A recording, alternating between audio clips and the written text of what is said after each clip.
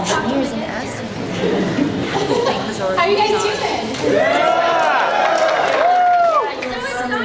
When I do that, people are like, so he's like, I know it's Sunday, but come on now. Spins on that yesterday. I'm 3 minutes early, y'all. I thought I was late. Oh my goodness. Okay. I've been buying too much stuff in the dealer room.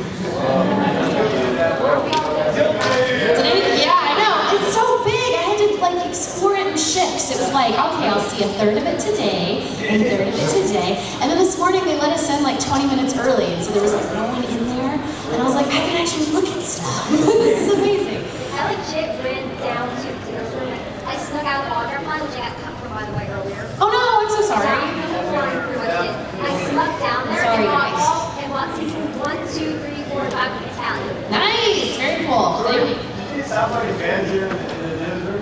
No. In fact, the first day I was like running around, and I ran into some Show by Rock cosplayers, and I ran up and I was like, oh my god, can I get your picture? And they had a choo-choo, and I was like, oh my gosh, like, I'm sorry, I ran over here and scared you, but I actually voiced your character. And whenever we tell people that, sometimes they look at us like, you're right. Or there's this look of like, what? Why is this stranger talking to me? Or sometimes there's excitement, but it's hard to like read their faces. And she was kind of like oh, you do? And I was like, yeah! And so we got to talking, and it was really cool. And that was exciting. And then another booth had a plushie of Tommaso from Puzzle and Dragons, which I'm working on right now. And so I bought that, and I told him that I voiced it. I don't think that girl believed me. And it talks. You push a little like button on it, and it goes, Tomma! And it's so cute. I bought some art books. I bought some like blind boxes. I bought all kinds of stuff. It's bad, y'all. Like, it's bad. Like, where's my money going? Support. Did anyone else get anything like super cool? Yeah, what'd you get? Oh, nice! Buy game test. Nice. Anybody buy any like figures or anything? Oh, nice. Very cool. Yeah, they had a lot of like really cool booths in there, like lots of really cool stuff, and it was so overwhelming. But anyway, I'm killing time until 12:45, and then we'll actually get started. What time is it? 12:24.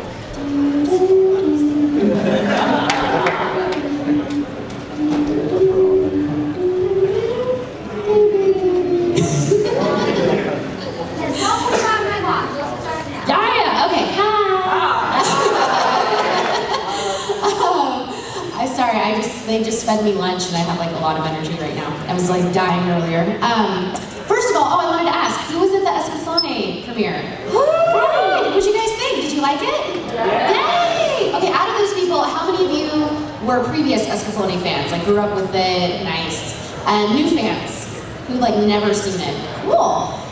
Yeah, we did a Q&A with the original Japanese director, Akane-san, and like he had some really amazing insight into like how it was created and like the choices that were made back when they originally created it, and it was just so amazing. So thank you guys for coming out. I was so nervous, but it was really fun.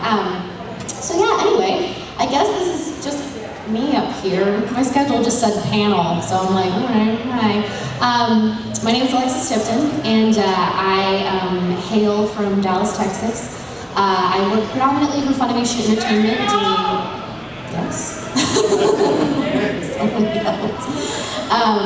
doing predominantly anime cartoons. I also do video games for Otakon 5000 Studios in Dallas, Texas.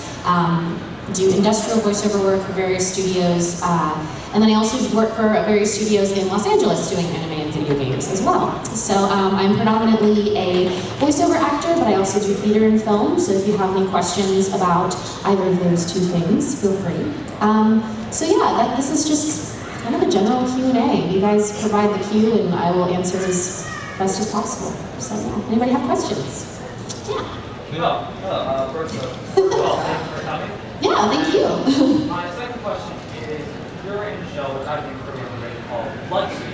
Oh, okay, yeah, Blood Sea, yeah. And I know in the episode commentary you said that you've seen it beforehand. But I was wondering what it was like recording from Jules who sings about the sky being blue, setting giant horns and Has anyone seen Blood Sea? Yeah. Oh my gosh, that's awesome. Most people are like, what? Yeah, Blood Sea was really, really cool. It was also Jerry Jules' directorial debut, so that was really cool getting to work with him in that capacity. Yeah, Saya starts off as being very sweet, very happy-go-lucky, very singing about the sky being blue on her way. She sings songs on her way to school every day. Yeah, and then as the series progresses, we see an increasingly darker side to Saya. And especially once you get to the movie, all traces of the cute Saya are gone. She is now this bloodthirsty, revenge-seeking, hate-filled woman.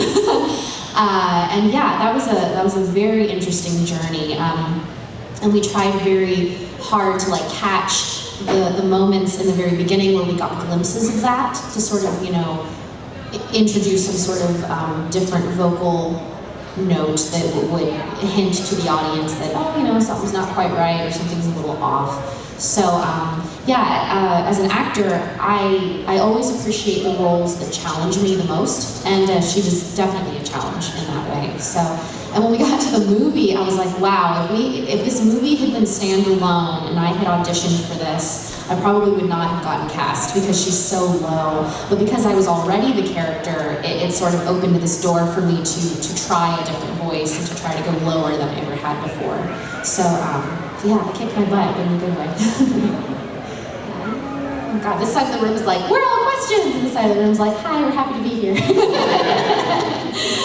The teal phone right there in the back. Yeah.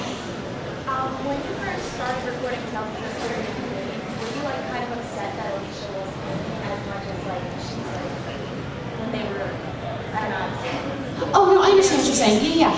She'd asked about Tales of Hysteria. When we were recording the game, she mentioned that she asked if I was upset that Alicia wasn't in it as much as the marketing campaign suggested that she would be. I actually had not seen any promo material for it when we started recording, so I had no idea how she was being marketed. I didn't find out until after we were done, because we finished recording it about a year before it came out. And it had like just come out in Japan, so a lot of those commercials and stuff weren't available on YouTube yet. But I did find it interesting when I started watching the promotional material. I was like, wow, I don't remember being in it that much, but it was interesting. Somebody online after the game was released actually sent me an article that was talking about how fans in Japan were upset that she wasn't used as much as the marketing campaign. And it went both ways. They were upset that Alicia wasn't used as much, and then they were also upset that Rose was, but that she was not because they didn't like Rose, but because they thought she should have been better represented in the marketing campaign. And so a lot of the fans felt lied to, betrayed, and there was drama, which is why they came out with the DLC featuring Alicia. And now that we're doing the broadcast dub for Tales of Hysteria Cross, she's featured very heavily in the first few episodes, and I'm wondering if there's a correlation. So yeah, I didn't know, but I was a little disappointed once I did, because I was like, oh man, it would have been cool for her to just be in the party more. But then when we got the broadcast of the anime, I was like, oh, okay, this is cool. I'm happy. Hat, sunglasses. Hey. Nice. I do have a question about your character for a very new series that doesn't really follow the time that a lot of the Empire. Oh, okay, yeah. So my question is how was it for voicing Luca? Was it fun and challenging? Because if you listen, really, it's more like a Valley Girl type accent, but not, it's more polite and nice. And then I was also wondering, since you worked in Foundation, if you were scheduled after college or after college with the year, what were your times? Did you ever go out to lunch with these people, get to know them better? With Rosario plus Vampire, when we were recording it, the manga was not available in the United States. And I'm sure there were scanlations online, but I mean, a lot of those are illegal sites. So I had no idea that the manga was so very different when we were recording it. And Mocha was, I'd only been a voice actress for maybe 2 years when I voiced Mocha, so I was still getting to know a lot of people and, you know, still sort of building up my resume at Funimation and things like that. I had met Todd before because we had been in other shows together, and I had met Colleen before. And as far as what times we were scheduled, sometimes when I would go in, one or both of them would have already recorded, and sometimes they hadn't. So it was just sort of a, who's available, when is it convenient, you know, there really wasn't like a set, okay, we have to get Colleen in here first, or we have to get Alexis in here first. Like, it was just however it was scheduled, you know, there wasn't any rhyme or reason to it. It really just came down to convenience and who was available. And back then, I didn't know them well enough to like go out to lunch with them or anything. But like Todd's one of my dear friends today, and we've been in a lot of shows together. And I actually got to know him better because we premiered Rosario Plus Vampire at Katsucon the year that it came out, and he was there with me hosting the premiere. And so I got to know him a lot better through that, and we've been friends for a long time now. But yeah, no, it was really fun voicing Mocha, and there were some funny things that had to be changed because they didn't translate, most notably like the kabuki, because that just doesn't translate into English. So that was a little bit of a challenge. But yeah, overall, it was like a really fun experience, and it was my first premiere, so that was really cool. And Katsucon at the time was the biggest convention I'd ever been to.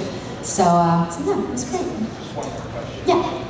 When you were like making Mocha, like someone said he when he was making curly toys, he started it up like, and then he took it higher, so he got curly. What was it like for making Mocha's voice? Maybe you could give us some information. For Mocha's voice, I didn't know anything about what Mocha actually sounded like. I was handed some what are called sides, which are the audition lines. I had a picture of her, I had a very short description, and I had 10 or so lines, but they were all taken out of context from like different parts of the show. So like I had no idea how those lines fit in with each other. Some of them didn't. I had no idea what was going on with the other characters in the scene. You know, it was only like one side of a conversation. So yeah, auditioning for voiceover is, they don't give you a whole lot of information. But I could tell by looking at her picture that she was, even though she's a vampire, you know, she physically is of high school age. That she's got pink hair, and that she's got these big, vibrant eyes, and that she's smiling, and she's very sweet and very gentle, and so those types of things will inform me as the actor on making certain choices. And so I just was like, okay, it's a bright, kind, lively high school girl that, and another thing too that I've learned is that with animation, like, usually the character has pink hair, they're pretty bubbly, like usually, not always. And usually if their eyes are drawn a certain way, you can get a feel for the kind of personality that they have if you study different character animations. And so yeah, so then it just turned into this very bright, happy Mocha voice, and I'm so happy to be at Yokai Academy, and you know, all this other stuff, and oh, Skune, you know, stuff like that. And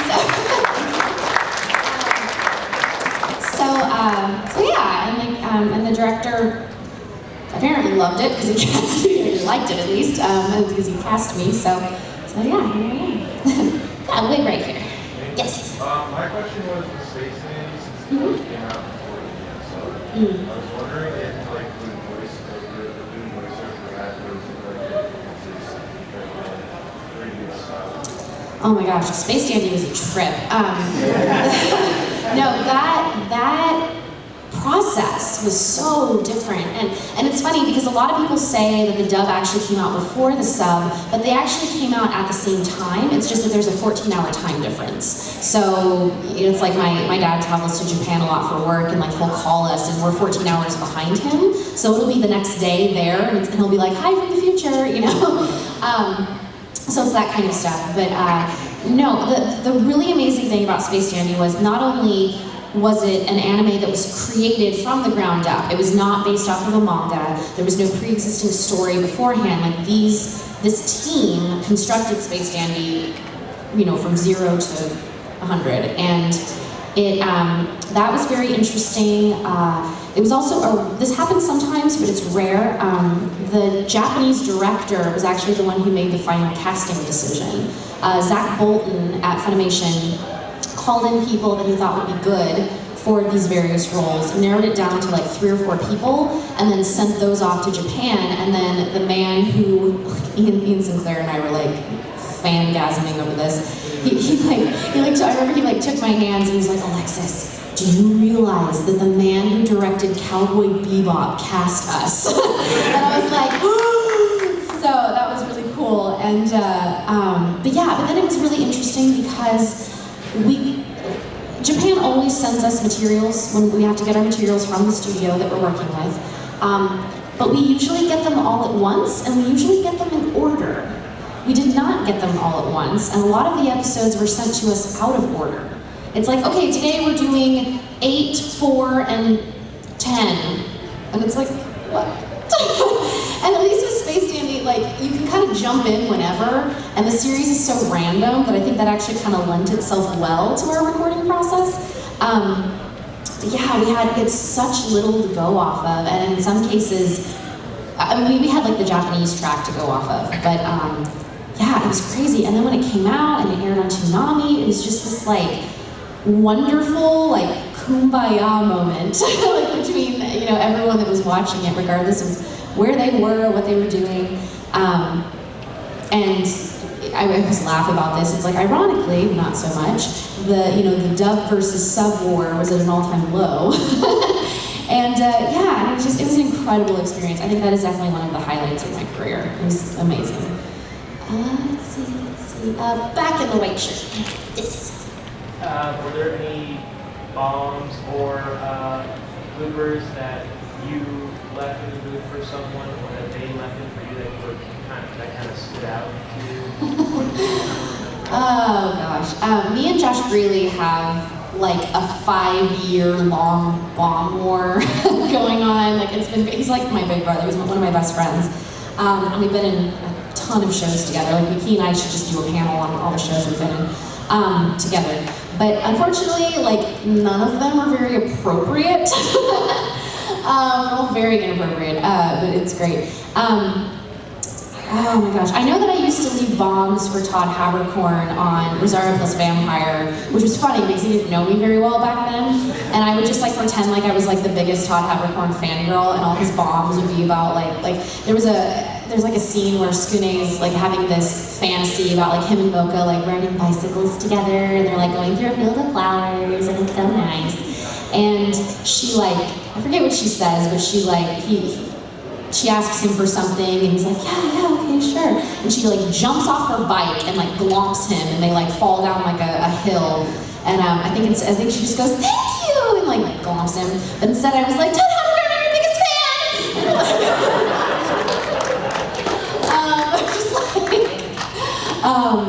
Or like if they were having a moment, I'd be like, won't your fangirls be jealous? Or like just stupid stuff like that. But yeah, those are the only appropriate ones I can think of. I'm sorry. I will say one though, I'll just bleep myself. I did not leave this one, but it's one of the funniest ones that I've ever heard someone leave for me. It was in Hero Tales, and Newton Pittman played my big brother, and then Josh Greeley played this guy that was like madly in love with my character. My character was like, ew, no. But Josh and Newton's characters were like constantly fighting because of that. And at one point, Jose comes in and he's like, hey guys, I caught dinner, and like throws Newton's character a fish. And he's supposed to be like, wow, Jose, like you're not useless after all, or something like that. But instead he went, yeah, Jose, you can totally F my sister. And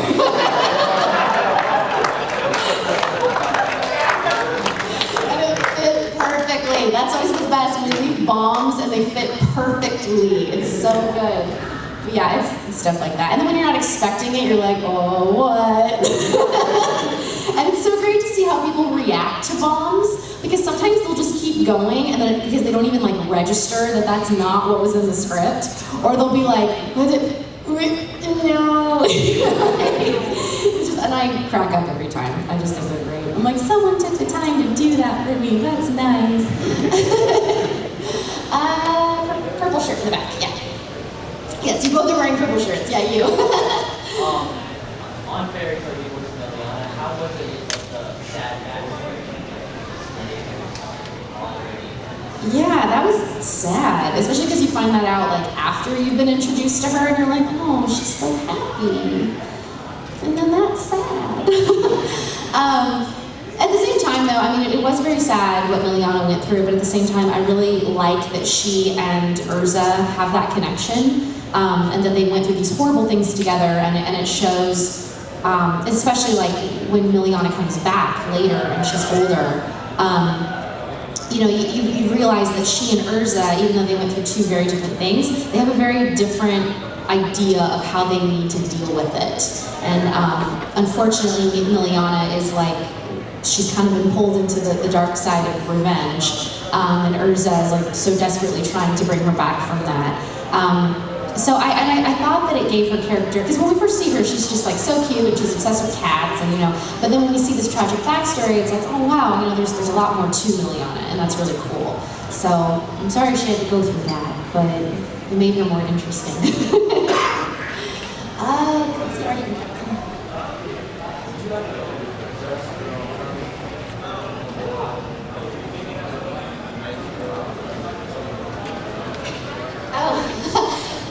Data Live, yeah.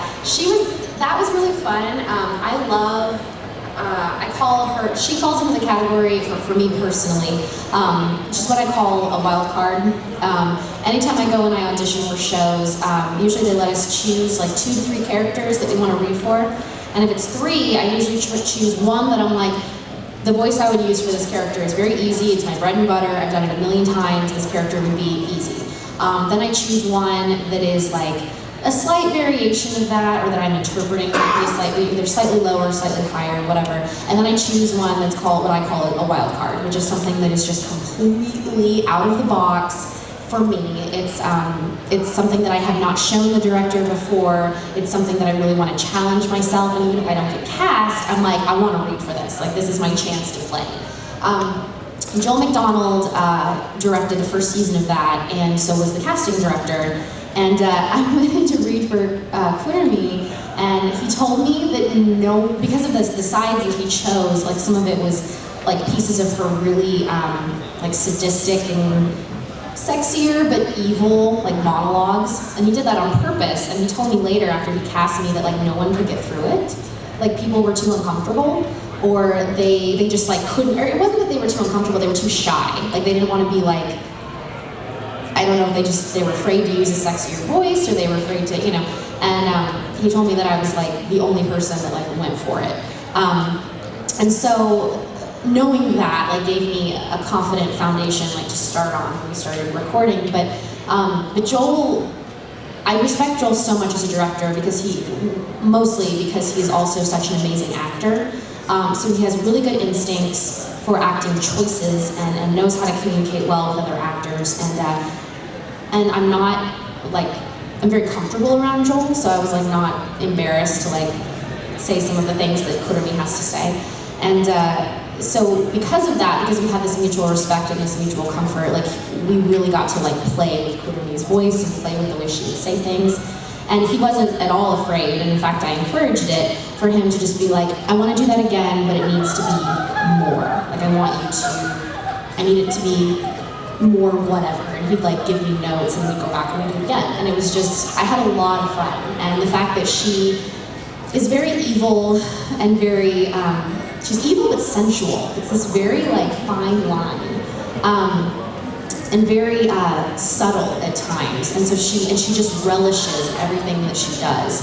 And so being able to incorporate all of that into her line reads, and then also add this sense of joy, even when she was doing something terrible, was really, really fun for me. That was another character that was a really fun challenge. So.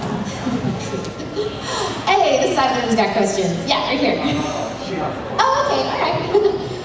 Okay, so you should remember from last night I showed you this. Yes, it's so cute. I know that you voiced Jiro, but you also did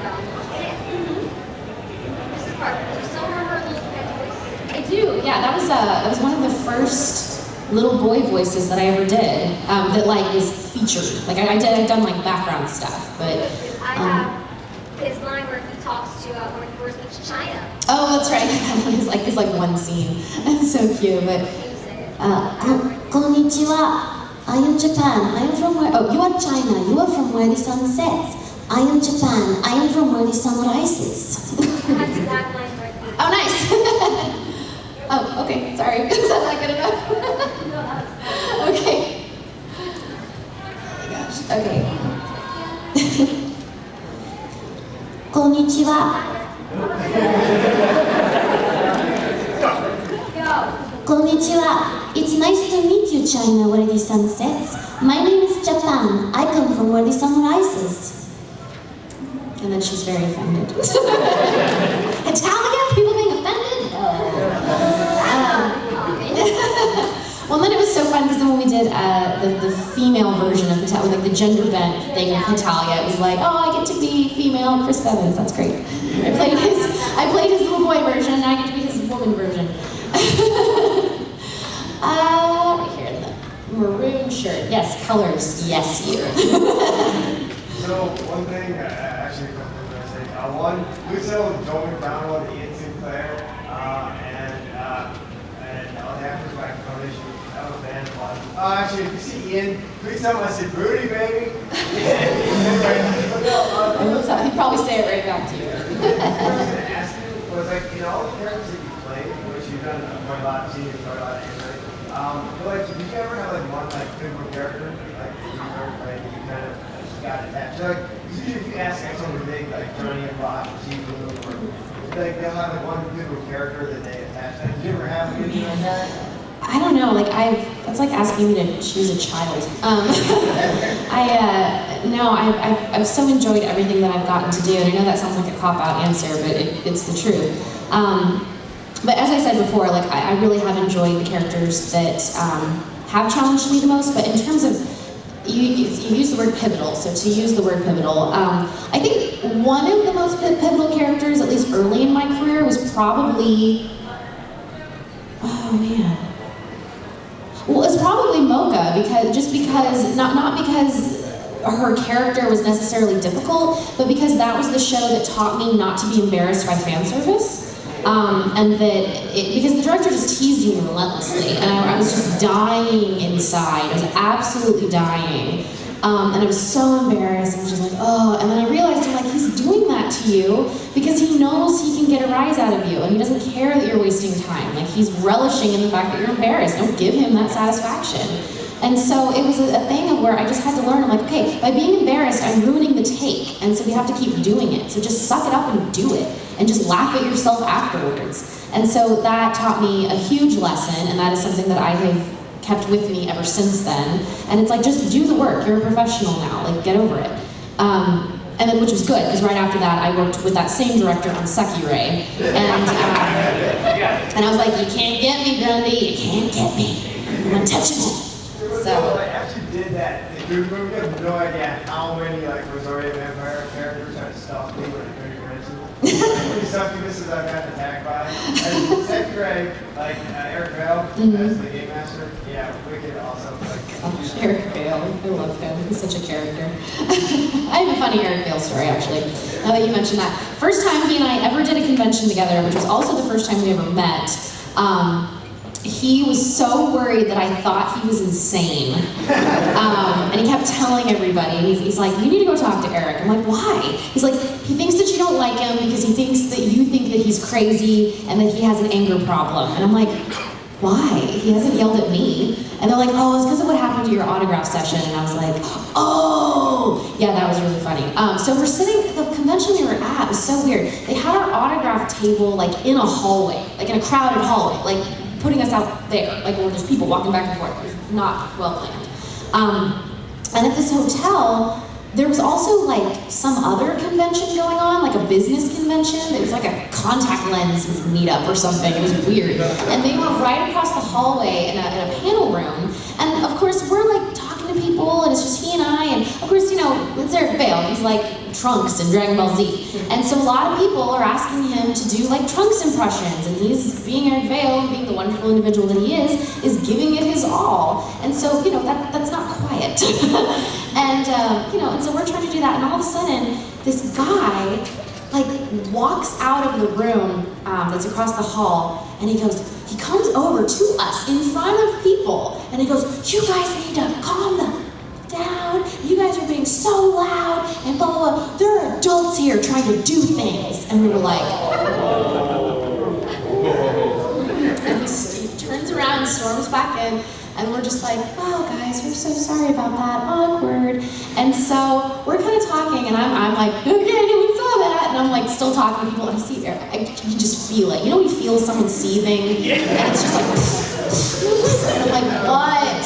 And he's just like, He's gonna go Super Saiyan. exactly. I'm like, "Oh God, 8,999, where's it gonna go? Up or down?" And so, and I'm just like, and all of a sudden he just goes, "Excuse me for a minute," and he gets up, and I'm like, "So guys, don't look over there, look at me, look at me, look at me, look at me." And so I'm like, I don't know what he's gonna do. And so he goes over, and I'm like, I'm still talking to people, and there's like this like silent kind of message where it was like, "Distract them, I'm gonna go kick some butt." And I'm like, okay.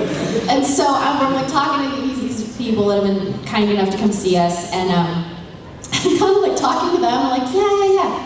And I'm like watching him, like, what is he gonna do? And I see him open the door, and I just see him like gesturing. Like he hasn't closed the door. He's like standing in the doorway, and he's like angrily gesturing. And I'm like, what is he doing? And so I'm like, and so he's gone for like 10 minutes. And then he comes back, and he goes, "Oh, sorry about that, guys. Okay, where were we?" And all of a sudden, this other gentleman walks out, and he's like, and by this time we're like at the end of the line, and there's just like 3 people or so sticking around, and he comes over and goes, "Hey guys, I'm so sorry, like what's going on?" And Eric's like, "I'll tell you what's going on." And I'm like, "Oh no." And so he's like, "Your little like," what did he say? Something. He was like, "You know, some guy in your little thingy over there came over here and, you know, basically embarrassed us in front of these kids that came out and to see us, and like we're guests of another convention, like we're here working, and like I gave up time with my family and with my children to be here, and like for him to come out here and cuss in front of us and to say these hateful things, if we were being too loud, that's fine, but there was a nicer way of doing it, and that's my problem." And so he's like, "Oh my God, I'm so sorry." And so later on, I was like, "What happened? Like, I saw that, but what happened in there?" and he goes, apparently he went in there and like opened the door and like was like scanning the room, like looking for that first guy. And he was like over there, and he like locked eyes with him and was like, and the guy was like, and he's like, Get over here. and so it was like that back and forth for like 10 minutes, and then the guy's just like, "I'm in this meeting, I don't see you," and I was just like, weird. So because of that, and he was like, "I'm so sorry." I'm like, "It's not your fault. Like that guy was a jerk. It's not your fault." So everyone was like, "You need to go talk to Eric. He thinks that you think he's crazy." And I'm like, "No, it's fine." So I went up and told him, I'm like, "Eric, I don't think you're crazy." He's like, "Oh, okay. It's the first time I've met you, and I kind of lost my temper, and I'm sorry." And I'm like, "No, it's fine." Thank you for standing up for us. I appreciate it. But yeah, Eric's great. Anyway, back to you guys. You're in the car right here. You. Yes. I was wondering, what was it like to be in a show as ridiculous as Prison School? Oh, God. Has anyone seen Prison School? Yeah. A few of you, okay. People laugh at me, but and I realize why they're laughing. They're laughing because they're uncomfortable, and I guarantee after I make this statement, there's going to be a few. I loved voicing Hana. I think she's one of my favorite roles. Oh no, I'm dead. I don't mind you. Oh, that's fine. Everyone's like, don't laugh. No, but people think I'm kidding when I say that, and I'm like, why do you think I'm kidding? I'm like, well, because of the content. And I'm like, then you didn't watch the same show I did. Yeah, she does some weird stuff.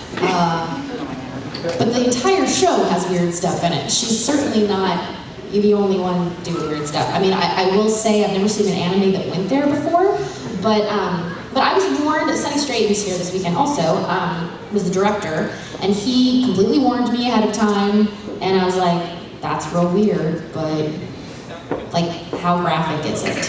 And he's like, oh, it doesn't like show her parts or anything. And I'm like, oh, okay, fine. And he's like, yeah, she wears shorts all the time. You don't even get like a panty shot or a boob shot or anything. I'm like, oh, good, I like her already. You know? He's like, that's reserved for another character. I'm like, okay, cool. You get it, Whitney. So, no, but it was great. And again, like back to me loving challenges, Hana was definitely a challenge. And during that recording process, I was kind of going through some stuff in my life at the time, and I was very angry at some things, and so it was so liberating to get to go to work, and like, especially towards the end, and she like really goes off her rocker, and it's like, whoa, the cute voice is gone, like that's dead, that's buried, like, whoa. And it's just like crazy Hana. It was really, really awesome to be able to come to work and just like scream into a soundproof booth, you know, with a mic. It was very liberating, and it was like this really great way to like get out all my frustration. It was amazing, and I loved being able to switch back and forth between her cute, happy, silly voice and then her like, I'm gonna kill you voice, you know? Another thing too, and this is one of the reasons why I absolutely adore working with Sunny, he's hands down one of my favorite directors, he's amazing, is his, not only his availability, but his desire to collaborate with his actors. And we came up for like an entire imaginary backstory for Hana that has nothing to do with, I mean, it doesn't contradict anything in the show, and it was really solely for my benefit, just to like help color some of the choices that I made with her vocally and some of the line reads. But because of that backstory, even though it's not canon and it's just something we made up to give her some more humanity, really influenced me and like made me feel really bad for Hana and made me think, wow, like this is a girl with a lot of issues. And like that's kind of a statement that sometimes we laugh at, but it's like, no, like girl that's doing everything she's doing, regardless of what our made up story is, has got to have issues. Very deep-seated issues. And so, even though there's weird stuff. Oh, and another thing, Sunny would always highlight my lines in yellow. And he's like, look what I did for you. I'm like, I see it, Sunny. I see it. And then people would send me like really weird pictures on Twitter. I'm like, why are you sending me this? Please don't. Please stop. Glasses back here. What's more challenging? Voice acting for anime or voice acting for video games? And why? I think voice acting for Japanese video games in Los Angeles is very different and very, very difficult. The first time I went out to Los Angeles to record a video game, it was Tales of Zestiria, and their process is very different. And I'm like, oh God, like I'm supposed to be experienced, and oh, what are we doing? Like, oh God, I don't know what this is. With anime, we go into it with a certain amount of blindness, just because like if you're the first person to record, you're talking to yourself, or if the Japanese studio has not completely sent us all of the elements yet, you're literally recording in a vacuum because there aren't any sound effects, there aren't any music, you know, nothing like that. So that is challenging, but at least you have an image, and at least you can preview it in Japanese and get a sense of the timing. When we recorded Tales of Zestiria, all I had was an Excel spreadsheet on a computer screen that had my individual lines written on them, no context, no nothing, no image, and then a number, a decimal number written in another box. So it might be like, Saray, and then it would be like 0.0005. And I'm like, what is that? And I'm like, that's how long you have to say it. And I'm like, I have no concept of that. Like, what? And so, and that's why the director is there, and you know, okay, it needs to be faster, it needs to be faster. I'm like, I don't have any concept of what poor, 4.25976 is. Like, what? And I'm used to being able to preview stuff with a visual, and when I worked on Japanese video games in Texas, what they'll do is they'll allow you to see what the engineer is looking at, and it's not great, but it's better than nothing. They'll show you the Japanese sound file, and then they'll show your sound file recording underneath it. So you have an idea of like, okay, that's how long it needs to be. But in the booth in LA, nothing. My other screen was black. And I'm like, I have a spreadsheet with a line and some numbers. Great. And I don't have any other character lines to go off of, even though other characters have recorded. The only time I got a visual was when we did cutscenes, and Alicia didn't have very many cutscenes. So that was really recording in the dark. And I'm like, and I didn't have lines in the scene to look at. That's another thing. When we record with anime, yes, I'm only recording my lines, but I have the other characters' lines to look at. So I'm doing literally a one-sided conversation with absolutely no idea of how the other character is responding. I was so lost. and I'm so grateful that the response for Zisteria, for the dub, was like so positive, because I was like, I wasn't sure. Like, not at all. I came out of there thinking it was like the worst thing I'd ever done. And then when people responded to it so favorably, I was like, oh, okay, good. Well, if they like it, that's all that's important. Like, and it really kicked my butt, and it was a really interesting experience. And now when I go back for video games, I'm like, shoot, I got this. You know, like, it's still really challenging, but at least I know what's going on now. So yeah, complicated. Beret back here. I was just curious if any character you've ever voice acted has left a lasting effect on your daily speaking voice. It used to in the beginning. Especially because I was doing so much, like when I was still in college, because I started when I was 19, and so I was still in school, and I would just have these long, crazy days where I would go to class all day, and then I would go to a marketing internship I had, and then I would go record, and then I'd have to go and do homework, and then still try to make time for a social life. And so when I was still doing that, sometimes I would like meet up with my friends like right after work, and I would find that I would like still be in a voice. And they'd be like, Alexis, stop, you're not in the studio anymore. I'm like, oh yeah. And I just like fall out of it. And I know that happened with Mizuki a little bit in Baka and Test, especially because she was like she was so high-pitched and breathy, and sometimes I would just like come out of work, not quite that high, but still kind of up there. Other than that, just sometimes like things will stick around that I just think are funny. Like right now, it's kind of happening with Puzzle and Dragons, because my character always says Tama in his name, because his name is Tamazo. And so, especially if I see like Felicia, the director, or somebody, will just be like, Tama. And we keep like using, we keep making up songs for Tama because of his name, and I get stuck in everybody's head, and I'll find myself like singing it. Like one of the ones we're doing is Tama, Tama, Tama, Tama, Tama, Tama, Tamazo, Tamazo. Or there's an episode where he's like stuck in a cage, and he finds these like buttons that like bring him food, and every time he pushes the button, he goes, push it! And so he'd be like, push it real good! Tama, Tama, Tama, Tama, Tamazo. And it's like, so like that happens a lot. Like I'll like pass Felicia in the halls, and I'll be like, Tama, Tama. She's like, no, get away from me! And then the engineers tell me that she's been annoying them because she keeps singing it so much when I'm not there. I'm like, yes, I'm in your brain, charge me rent. The hat right here. What's it like doing the broadcast dubs versus the traditional dubs? Oh gosh, the broadcast dubs, which by the way, you take this opportunity, shameless plug, but it's important. Does anyone in here not know what we're talking about when we say broadcast dubs? Please be honest, it's important. Okay, if you go to Funimation.com, there's a thing where you can make an account on Funimation.com. It's called EVS, which stands for Elite Video Subscriber. It's like Netflix for anime. And you can pay a certain monthly rate that gives you all access to sub only. So if you hate dubs, that's fine. You can still do it.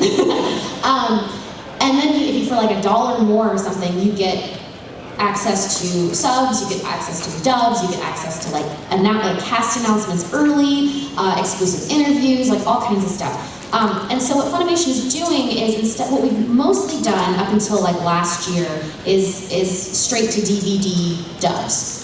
So anime was taking, I think Funimation was working very quickly, but at the same time, it would take 6 months to a year for a show to come out on DVD. Well, with this new broadcast dub initiative, which we have completely, or almost completely switched over to, if you have this Elite Video subscription, you can now see episodes a week. Every week, a new episode of our shows gets posted online. You can watch the subbed or you can watch the dubbed. And you can do like a 19-day free trial to see if it's for you. You can cancel at any time. But why this is so important is that it's an initiative to lock, to end pirating, basically. And also to quell the complaints of fans that want their anime faster. I don't think it gets any faster than this. Like, you get one episode per week of your favorite shows. And it is a really, really amazing thing. And we've been doing it for over a year, and I'm just shocked that more people don't know about it. But seriously, like, try it out. If it's not for you, great. And all of these broadcast dubs will eventually be on DVD. So you still can get them on DVD. It's just that if you want them sooner, this is a really, really great thing to do. So, like Prison School that we were talking about was a broadcast dub. I mentioned Show by Rock, that was a broadcast dub. Puzzle and Dragons right now is a broadcast dub. All kinds of really, Tales of Systeria that we were talking about, the anime is a broadcast dub. It's an amazing, amazing thing, and you guys should really look into it if you haven't heard about it before. So anyway, okay, off my soapbox. So to answer your question now, I try to inject that into panels, and that was the perfect opportunity. It's crazy. The turnaround is crazy. And it used to be that we would have like 3 months to do like a 6-episode contract, and now we have to do 1 episode a week. And so when I leave town, Funimation gets really nervous. I used to have a lot more freedom to leave town, and now it's like, okay, I gotta like tell all these people, and they gotta know when I'm coming back, and and our talent coordinator is like losing her mind because it's like so much stuff to book, and people aren't always available. And we've definitely worked out a lot of the kinks since last year because we're all now getting into the groove of doing that. But it's insane. It's quick. And the script writers have to work a lot faster, the engineers, the actors, the directors, the guys in post, like it is a team effort. But those that do have EVS and are able to see these shows, I think have really enjoyed it, and I think the fans have been really excited to have anime coming out faster, so because of that, it's totally worth it. And it's kind of job security too, because we're getting in so many more shows now, which is awesome. So, yeah. One happy belated birthday. Oh, thank you. Yeah, when was it? 11th or 12th? I think we could see it when they do that. Oh, it's on the 11th. 11th. Yeah, it was on Thursday. Thursday? Yes. What? Leo Pride. Yeah. Oh yeah, Leo. Leo Pride. Yeah. Who's a Leo? Our birthday was 7th. Oh yeah, happy or belated birthday, not early birthday. What day is it? What year is it? Anyway, what? Yeah, what's it called? EV what? Oh, EVS. You just go to Funimation.com. Oh, Funimation. So it's like Fun-I-mation. Because animation is fun. You should be watching. Oh my God, there's a guy, I'm sorry, real quick. There's a guy that, because our slogan at Funimation is you should be watching. And there's a guy, he's so funny. He made this video, he was visiting from London. He's like a friend of a bunch of people that work at Funimation. I don't know him very well, but he's very sweet. And he had this video that he tagged all of us in, and he's like outside, he's filming himself, and you can tell there's a bush behind him, and he goes, "They told us we should be watching." And then he like puts the camera up, and it's Funimation, he goes, "We are." And I was like, oh God, no, stop. You found us, no. Now it's like super easy to find, just Google it. Who has not asked a question? Yeah, big chair. So I know you guys have names. I'm so sorry that I'm like labeling you. Nice.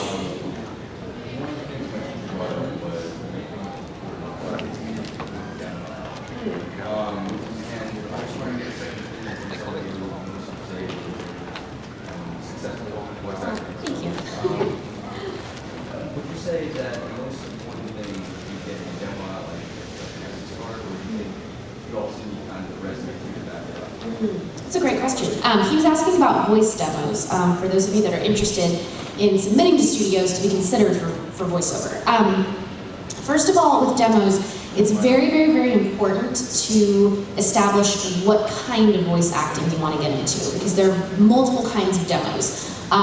You have your anime, like me for example, I have 4 demos? 4 demos. I have a commercial demo, which is like radio commercials, like industrial stuff. I have my animation demo, which is why I'm here. Anime voice acting, and video games. I have what's called a political voice demo, which is like, please endorse, candidate of your choice, that kind of thing. This is sponsored by John Smith, that kind of thing, whatever, those stupid commercials. It's like, never gotten that, and I'm really glad, because I hate politics. Anyway, and then I have a book on tape demo. So it's very important, regardless of what kind of work you're most passionate about, to not pigeonhole yourself. I cannot think of a single person in this industry that does not do something else on top of this. Even if you become successful or enjoy any level of success, it's very hard to survive and live comfortably doing just this. Like, you need to do other things on top of it. That being said, once you establish what kind of demo you want to start off with, and you can build as you go. You don't need all 4 of them at once, or some people have 5. But establish what it is that you want. And I think a resume is very important. If you have no experience to put on a resume, or you think that you don't, another thing that I always ask people is, okay, well, just because you don't have the experience that you're trying to get, I guarantee you probably have something. Like this class you're taking right now, put that on your resume, that's training. If you've taken public speaking courses, that's training. If you did community theater, if you were in a school play, if you just something until you can build yourself up. Music training, it's all the same instrument, whether you're speaking or singing, it's very important. Things like that, just anything that will make you stand out or show that, like, hey, I'm early in my journey, but like I'm trying, like I'm building this up. And on your demo, the idea is that, do you want to go into animation? Is that your big thing? I'll take anything on it. Okay. Well, with industrial and animation, like when you make those demos, what you want to do is start off with just stuff that you've written. Ideally, what you're going to want to do is eventually get work, book work, and put that work on the demo. But for industrial, write fake commercials, book on tape, find your favorite book and read a few pages out loud. For animation, just do as many voices as possible that you can think of. They want to hear you. They don't want to hear your impressions. They don't want to hear you mimic somebody else, because that person already exists. They're not looking to fill that character anymore. Mimicry is a good tool to use to teach yourself about your voice, but that is not something that you want to advertise. It may come in handy one day, but in order to get your foot in the door, that's not what they're looking for. A lot of people also think that on demos, especially for animation, that you just need to do as many voices as possible. That's great. If you have like 1,000 voices, by all means, like put as many on there as possible. But what they're also looking for is a range of emotion. Maybe your voice isn't changing, but can you convincingly display anger? Can you convincingly cry? Can you convincingly be stupid excited? Whatever. So I think a lot of people, when they set out to make their demos, they get really overwhelmed and then they limit themselves. Just do whatever you can think of. And it's really not about what you're saying, it's about how you're saying it, if that makes sense. A lot of people get caught up in, oh, well, what do I write? What do I say? It's like, anything, read the dictionary. Another thing that I would suggest is, when you're making your demo, you want it to be high quality, but that doesn't mean that you have to go out and spend like $5 grand on a demo. And make sure that you research who's doing your demo and make sure that they're not going to screw you over, because there are a lot of people that do. And for your first demo, if you don't have work, my first demo was not professional. It was not. I made it at home because I was like, I don't know if this is going anywhere, shoot. And now I have a professional demo because I've built up to that, but in the beginning I didn't. I'm somehow still here. So yeah, just a lot of things to keep in mind. I hope that answered your question. Yeah. Okay, so at first you're saying kind of, take whatever you can get work-wise, and then sort of build up that resume. Mhm. And also when you're making the demos, you kind of have it as range and as your reference. Yeah, and I wouldn't suggest just taking whatever you can get. I mean, if they are someone who will value your time, then definitely, but... I mean, just like, you have to start kind of small and work up. Exactly. And don't get overwhelmed because it is a journey and everyone has to start somewhere. So just don't look at it and go, oh gosh, I have so much I have to do, I have so far to go. No. That's gonna like get you in a rut. Don't do it. Just start with what you have and just be like, hey, this is me. This is where I am now. Take it or leave it. So yeah, just put your best self forward on your demo, and people will listen to that and be like, oh, I'm interested in this guy. So yeah, you're welcome. And I'm sorry to ramble. I know it's a really long answer, but I want to be thorough for questions like that. Who has not answered a question? Not me. Okay. I'm rambling up here like nobody's business. Who has not asked a question? Okay, yes.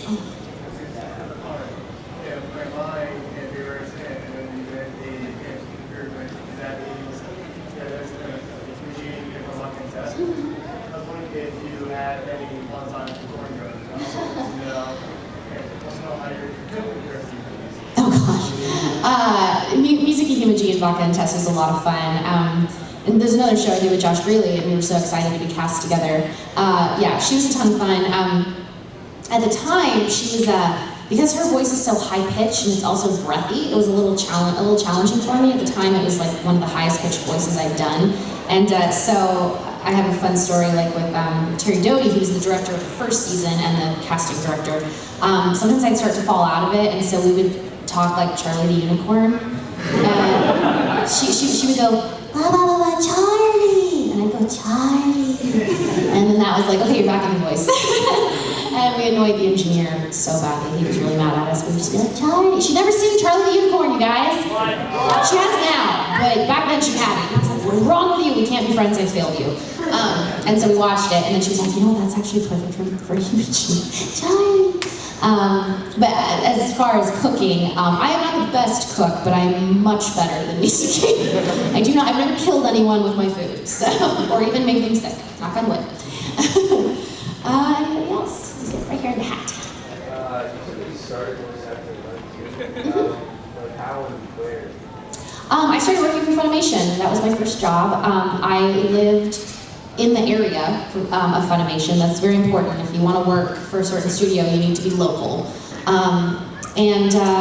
Yeah, like I had auditioned 1 year, and then I went away to school and realized, like, for my freshman year of college, and I was like, I'm really not satisfied with this. I want to try again, and I don't like this school, so I'm going to transfer anyway. And so, long story short, with lots of twists and turns and serendipitous moments, I ended up getting called back in for an audition because they had lost my information the first time.